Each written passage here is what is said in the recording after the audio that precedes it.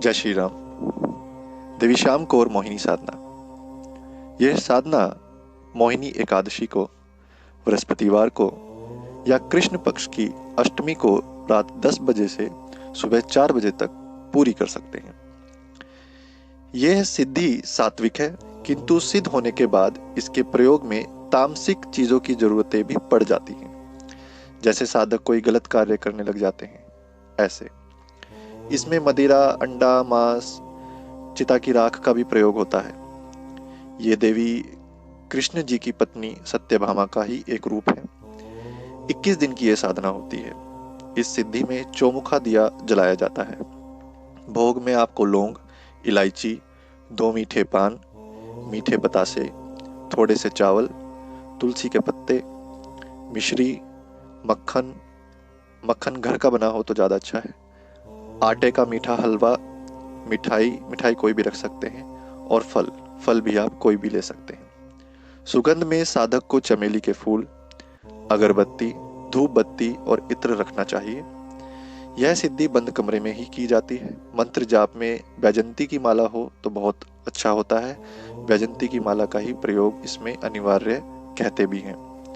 साधक को पीले वस्त्र पहनकर पीले आसन पर पूर्व या पश्चिम दोनों दिशा में से कोई भी एक दिशा की तरफ मुंह करके बैठना चाहिए।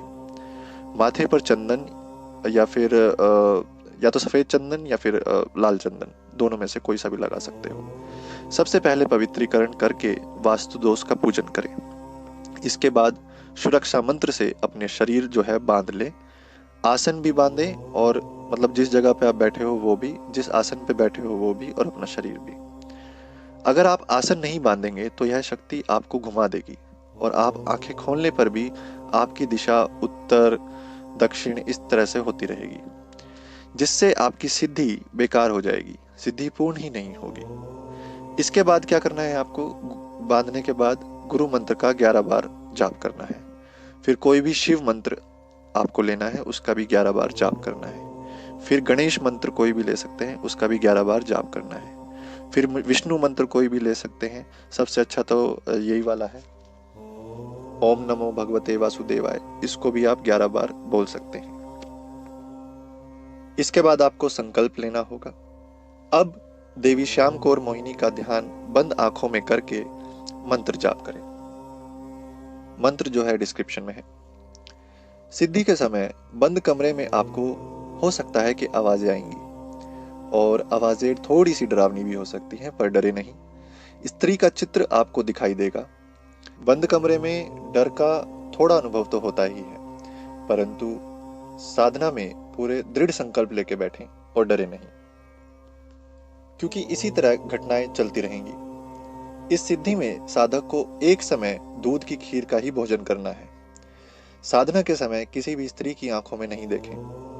21वें दिन बंद आंखों में देवी प्रकट होकर मानसिक रूप से आपसे वार्ता करेगी, किंतु इसमें भी बहुत से साधक डर जाते हैं। फिर दोबारा से कह रहे हैं कि यह डरना नहीं है, यह आपके साधना का सिद्ध होने का प्रतीक है। तो जब वह आपसे वार्ता करेंगी तो आपको उनसे कहना है कि 3 वचन दीजिए। जब देवी तैयार हो जावे तो वचन लेवें, और दूसरी ओर आपको मंत्र जाप भी मानसिक रूप से चालू रखना है, अर्थात माला पूरी करनी है, माला छोड़नी नहीं है।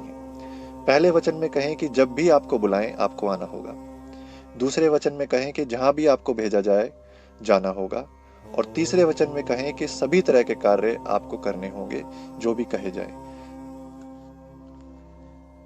इस 3 वचन के बाद देवी को भी कुछ देना होता है। तो देवी भोग मांगती है, इसलिए आपको ये कहना होगा कि जो भी भोग होगा आपको दिया जाएगा। कभी भी ये नहीं कहना कि जो आपकी इच्छा होगी वो भोग दिया जाएगा। हमेशा वही कहना कि जितना मेरे में समर्थ है, जो मैं दूं भोग के लिए, वही मैं आपको दूंगा, अन्यथा आप फंस जाओगे। बस इतना वचन देकर देवी चली जाएगी और साधक को सिद्धि प्राप्त हो जाएगी। कितने मंत्र जाप पर देवी जाएंगी या कितने मंत्र जाप पर देवी आएंगी, यह देवी से वचन लेने के बाद साधक को स्वयं मालूम हो जाता है। इस शक्ति से 2 कार्य होते हैं, एक वशीकरण और दूसरा उस वशीकरण को तोड़ना। दूसरा उच्चाटन भी इससे किया जा सकता है। यह सभी कार्य देवी आपको सिद्धि होने के बाद ही करती हैं। दुरुपयोग ना हो, इसलिए इस साधना को बहुत ही गुप्त रखा जाता है। किसी को भी बताया नहीं जाता, यहाँ तक कि अपने घर के किसी भी मेंबर को, किसी भी फैमिली मेंबर को ये नहीं बताना होता है।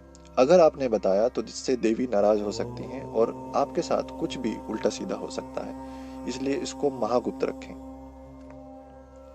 साधक का मन अक्सर चंचल होता है, खासकर कि नए साधकों का। और कोई भी ऐसा नया साधक जिसको सिद्धि बहुत जल्दी प्राप्त हो जाती है या शुरुआत के उसके साधना काल में ही उसको प्राप्त हो जाती है, तो वो बहुत जल्दी फिसल जाते हैं। अपने मन को दृढ़ बनाएं और कभी भी गलत कार्यों में किसी भी सिद्धि का प्रयोग ना करें।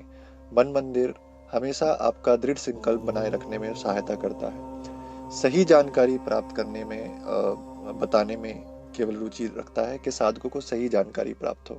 इसलिए केवल जन कल्याण के लिए ही आप अपनी सिद्धि का उपयोग करें। जय श्री राम।